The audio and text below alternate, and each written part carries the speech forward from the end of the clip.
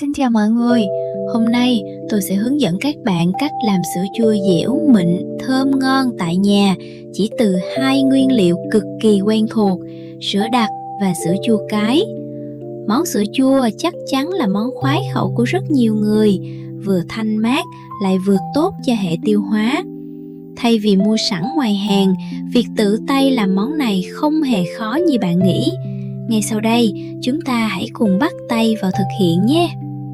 Trước tiên, bạn chuẩn bị 4 hộp sữa đặc ông thọ hoặc 1, 2, 3 lon tùy vào lượng ăn của bạn. Một hộp sữa chua cái, cứ 1 lon sữa đặc bạn thêm 1,5 lon nước lọc nhé. Xong xuôi, khuấy đều. Bạn bật bếp đun nóng sữa ở lửa vừa đun vừa khuấy đều, tránh bị cháy đáy nồi làm hỏng sữa. Bạn đun sữa nóng tầm 65 đến 70 độ, nghĩa là khi thử bạn thấy nóng tay là được. Nhớ là phải nóng tay nhé, chứ ấm là sữa chua không lên men được. Đậy kín nắp nồi, lấy một chiếc chăn dày phủ lên, ủ kín 6 đến 8 tiếng là xong. Tốt nhất là ủ 8 tiếng trở lên để sữa chua đạt độ mịn, dẻo và đặc.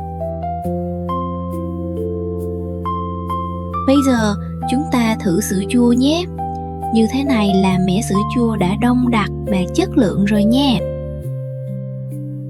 Bây giờ chúng ta đến công đoạn đóng sữa chua vào gói nhé. Bạn cũng có thể đông vào hộp, bỏ vào ngăn mát ăn dần. Ở đây mình đông vào gói để ngăn đông ăn lâu dài. Bạn có thể mix thêm siro. Ở đây mình mix thêm chanh dây và thanh long, tạo vị đa dạng.